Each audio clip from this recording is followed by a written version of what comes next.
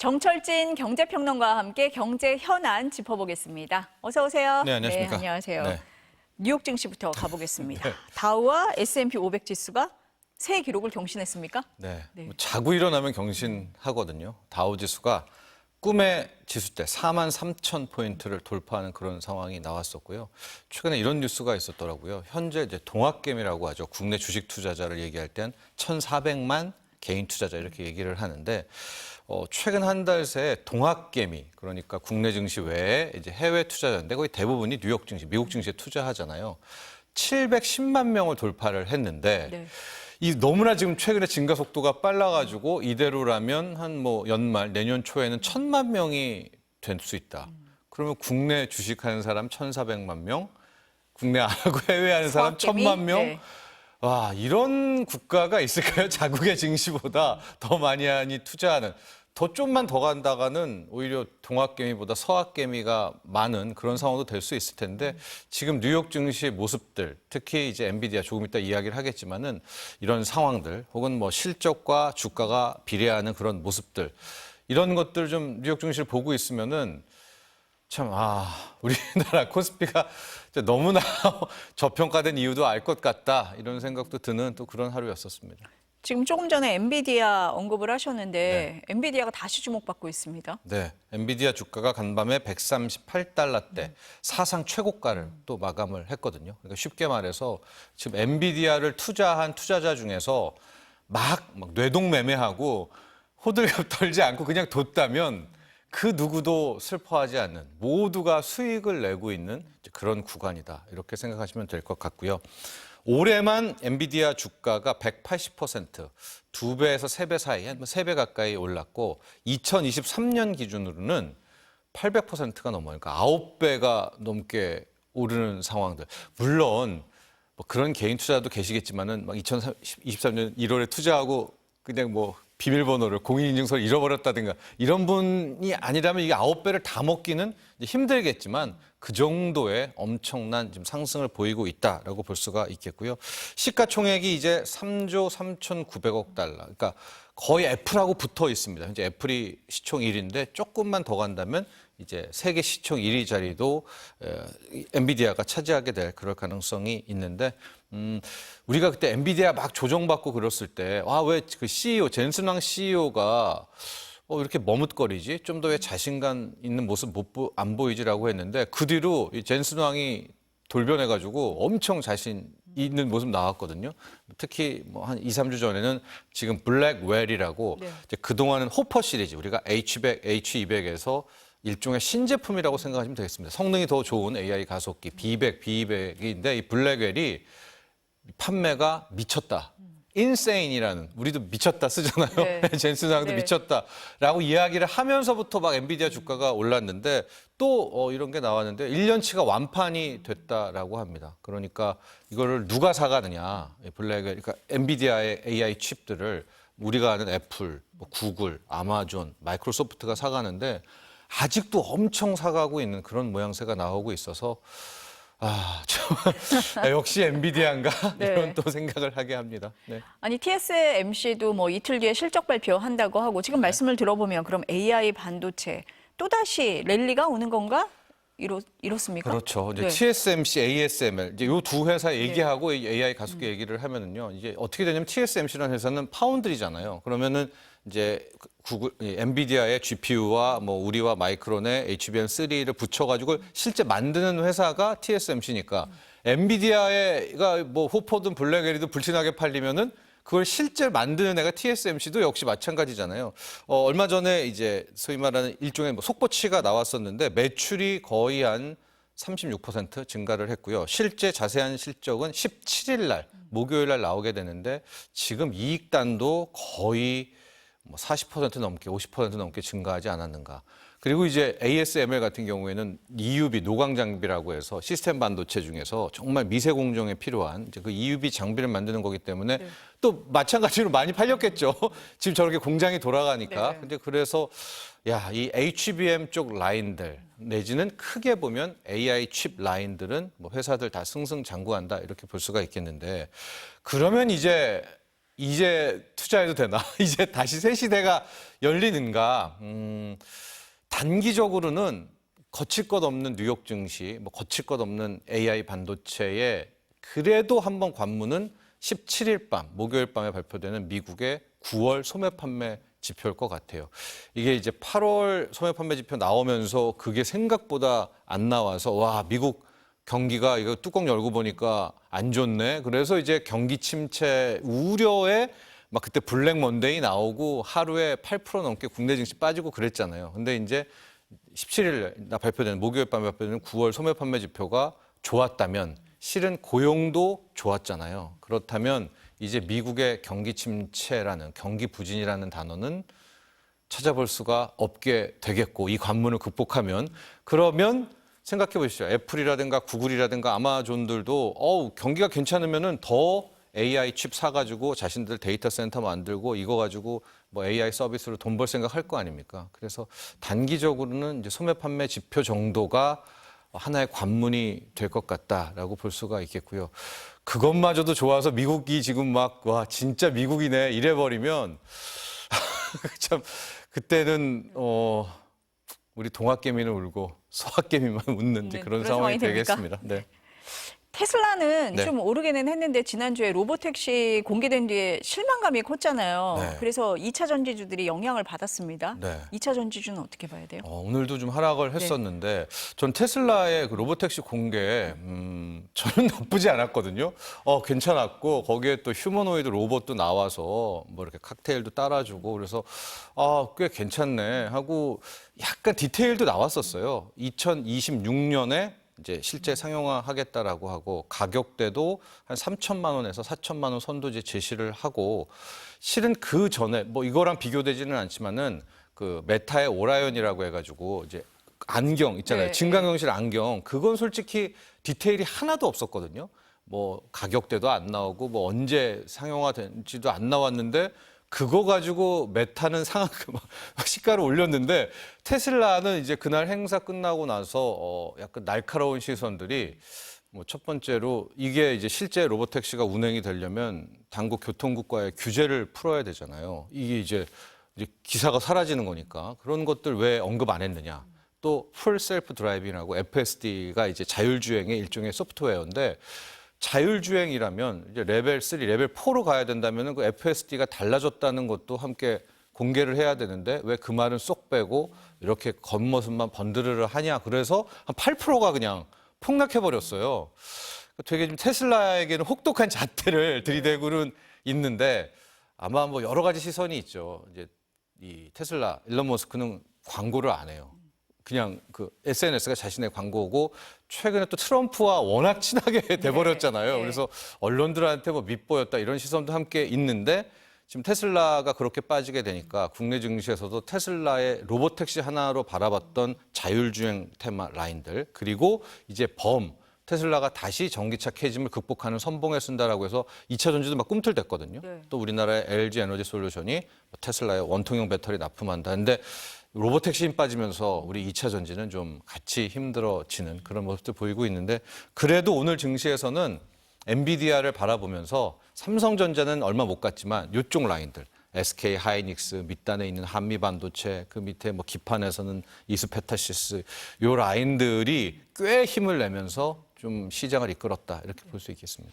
조금 전에 트럼프 얘기를 하셔가지고요. 네. 트럼프 미디어 주가가 18% 넘게 오른 걸로 나왔습니다. 네. 그러면은 지금 해리스보다 트럼프 후보가 더 우세하다 이렇게 보는 겁니까? 그런 것 같습니다. 뭐 미국 대통령 선거 방식들 여러분도 잘 아시겠지만은 거기는 승자 독식이잖아요. 그렇죠. 표를 뭐 전체적으로 많이 돕는 게 중요한 게 아니에요. 그래서 늘 경합주 쪽 라인들을 맞아요. 보는데 경합주 쪽에서 트럼프가 상당히 선전을 하고 꽤 의미 있게 해리스를 좀 따돌렸다라는 이제 그런 설문조사들이 나오고 있으면서 트럼프 트레이드라고 이야기를 하죠. 이제 트럼프가 대통령이 되면 잘 갈 업종들이 좀 힘을 받는 그런 모습들이 확연히 나오고 있고 전에도 말씀드렸지만 트럼프 트레이드의 최고 선봉장은 비트코인입니다. 트럼프 스스로가 비트코인의 대통령이 되겠다. 미국의 전략 자산으로 코인 비축하겠다.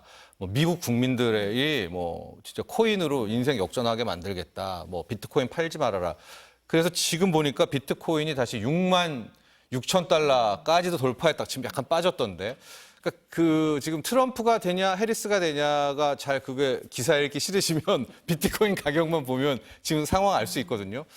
비트코인 이렇게 선전하는 걸로 봐서 현재까지는 상당히 트럼프의 지지율과 당선 가능성이 높아지고 있다. 뭐 베팅 사이트나 네. 이런 데서요. 또 해리스 트레이드의 선봉장은 태양광 풍력이 신재생 에너지들이잖아요. 부지네요. 지원을 못 가고 있거든요. 그런 차원에서 트럼프의 지지율이 높아졌구나를 알 수 있을 것 같은데 모르죠. 아직 뚜껑을 열어봐야 그렇죠. 아직 3주 남았으니까요. 네. 되는 거죠. 네. 다만 이제 트럼프가 될 경우에는 기본적으로 우크라이나 재건 테마들. 왜냐하면 이제 트럼프는 바로 아마 전쟁을 그러니까 더 이상 우크라이나를 지원을 하지 않을 거란 얘기들 많이 나오면서 오히려 이제 그런 쪽으로 해서 뭐 건설이라든가 플랜트라든가 도통 이런 이제 우크라이나 재건들도 지금 약간 계속해서 좀 그런 지지율과 그런 가능성들을 엿보고 있는 것 같습니다. 아까 동학개미, 서학개미 말씀을 하셨는데 뉴욕 증시 너무 부러워들 하시잖아요. 그럼 한국 증시는 진짜 어떻게 됩니까? 부러운데? 한국 증시요. 네. 이게 한국 증시가 1등이 중요하잖아요. 1등이 좀 잘해야 되는데 지금 삼성전자가 어제 오늘 좀 회복세를 주가는 보여요. 오늘 종가는 제가 확인을 못했는데 다만 늘 삼성전자 말씀드렸을 때 두 개, 수급과 재료를 봐야 된다. 재료 쪽에서는 HBM3 8단이든 12단이든 엔비디아와의 계약서 중요하고 수급에서는 외국인의 순매도가 끝나야 된다는 말씀드렸는데 지금 23거래일 연속 순매도. 어제 약간 우리가 기대를 많이 했어요. 오전장만 해도 외국인이 약간 순매수여서 드디어 끝나나 했는데 결과적으로는 물론 양은 줄였지만 순매도였고요. 오늘도 뭐 조금 이따 수급을 확인해야 되겠지만은 삼성전자가 뭐 주가가 조금 반등했다 하더라도 외국인들이 다시 사주지 않으면 우리가 추세적인 상승을 생각하기가 좀 힘들고 수급적인 측면에서 1등이 이렇게 못 간다면 물론 2등인 하이닉스가 오늘은 상당히 갔습니다. 왜냐하면 하이닉스는 완전히 엔비디아 팀이잖아요. HBM3 팀이기 때문에 가긴 했지만 1등이 이렇게 좀 부진한 상황이라면 코스피 전체가 힘든 그런 대목이라고 볼 수가 있겠고요. 23거래일 동안에 삼성전자 하나만 외국인들이 10조 6,500억을 팔았고 실제 판 거는 8월 중순 이때부터 팔았거든요. 거의 한 11조 이상, 12조를 팔고 있고 이거 기관들이 거의 안 가져갔고요. 우리 개인이 지금 10조 삼성전자 떠안고 있는데 이런 통계가 하나 있어서 그럼 언제까지 팔까 외국인들이 지금 외국인 비중이라는 게 있잖아요. 네. 삼성전자가 가장 높았을 때 지금 56% 그게 지금 53%까지 떨어졌는데 50% 라인이 깨진 적도 실은 있었습니다. 2022년 그때 당시 그러니까 이게 50%도 우리가 깨지겠어 하지만 자신 있는 라인은 아니라면 여기서 10조 팔아서 3% 줄였잖아요. 그럼 여기서 또 10조를 판단 말이야. 이거는 좀 상상할 수가 없는 대목인데 뭐 그런 시선도 좀 함께 있습니다. 하여튼 핵심은 외국인 투자자가 다시 사주기를 수급에서는 그걸 확인하는 게 중요하고 삼성전자가 살아야 코스피도 살아난다. 그러니까 적어도 빠지지 않고 버텨주기만 해도 이 정도로만 해도 해야 된다. 살아난다는 거고요. 한국 증시 하나만 더 말씀드리면 환율이 1,360원을 또 넘어서고 있습니다. 이러면 이거 골치 아파지거든요. 계속 말씀드리지만 외국인들이 삼성전자를 파는 건지 혹은 한국 증시를 자산시장을 탈출하는 건지는 지금은 모르잖아요. 이제 계속 팔고 있습니다만 지금 근데 환율이 이렇게 오른다는 것은 그 돈들이 다시 우리가 남아서 기회를 엿본다는 게 아니라 일단은 어느 정도가 빠져나갔기 때문에 환율이 이렇게 튀어오르는 거거든요. 지금 레벨 다시 1,360원, 특히 한국은행 기준금리 인하하고선 이렇게 올랐다라는 것은 조금 우리가 주의해야 될 필요가 있는 구간에 왔다. 60원대까지로 마감하면 좋습니다만 더 오를 경우에는 우리가 또 한 번 이 환율 부분의 진짜 이유를 상승에 살펴봐야 될 것 같습니다. 지금 삼성전자 종가는 오늘 6만 1,000원에 끝났다고 합니다. 지금 한국은행 금리 인하 말씀을 하셔서요. 네. 기준금리가 내렸으면 은행 대출이자도 다 내릴 거라고 기대를 했는데 네.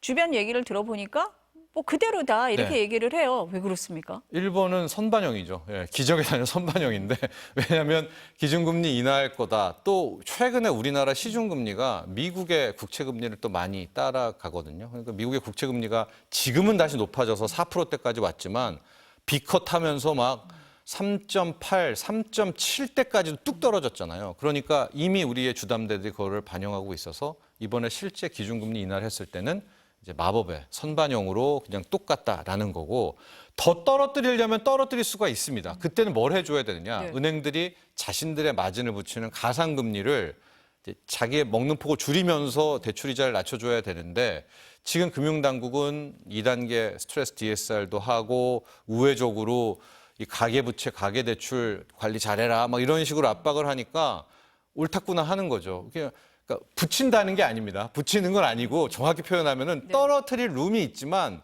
그거 왜 해주겠어요? 지금 당국도. 그러니까 당국의 가계부채 관리와 더불어서 뭐 은행들도 그렇게 가상금리의 폭을 줄여주지 않고 있기 때문에 이제 실질적으로 주담대와 기타 등등의 은행 대출 금리가 안 떨어지고 있고 더 중요한 건 지금 미국 금리가 네. 스물스물 또 올라요. 금리 인하 가능성 또 추가 금리 인하 가능성이 뭐 있네 없네 하면서 그러면 우리가 요즘 계속 미국을 따라가거든요. 그렇죠. 한국은행을 안 보고. 그러면 진짜 대출 금리가 우리 한국은행은 기준금리를 인하했음에도 불구하고 또 올라가는 상황도 뭐 정말 이례적이지만 우리가 한번 좀 지켜보자라고 말씀드릴 수 있습니다. 그럼 지금 대출 이자가 떨어질 거라고 기대하셨던 분들은 희망이 사라질 것 같은데요? 사라졌죠. 이미 네, 이미 이제 사라진 겁니까? 네. 이미 좀 떨어졌었고 네. 먼저 네. 또 하나 그러면 희망을 가지려면 미국이 이제 11월 6일 선거 끝난 다음 날이거든요. 이제 11월 FOMC 회의에서 어떤 모습을 보이느냐가 굉장히 중요할 것 같습니다.